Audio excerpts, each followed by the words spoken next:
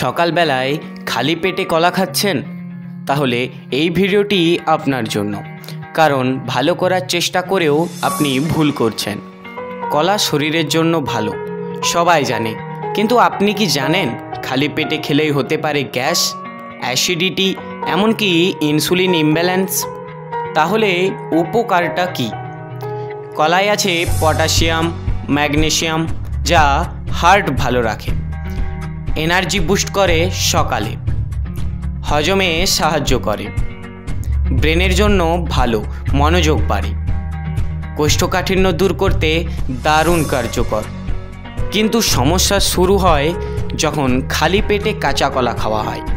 এতে শরীরের acid level হঠাৎ বেড়ে যায়, হতে পারে গ্যাস, বুক জ্বালা, ইনসুলিন লেভেল ওঠানামা করতে পারে, বিশেষ করে ডায়াবেটিকদের জন্য বিপজ্জনক।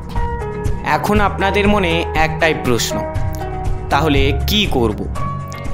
কলা খান সকালে, তবে খালি পেটে নয়, 2টা বিস্কুট কিংবা 1 গ্লাস দুধের পর খান।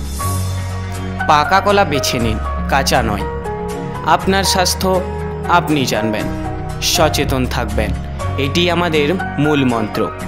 আমি আর্য আবার আসছি এমনই কিছু বাস্তব তথ্য নিয়ে, যা আপনাদের দৈনন্দিন জীবনে সুস্থ থাকতে সাহায্য করবে।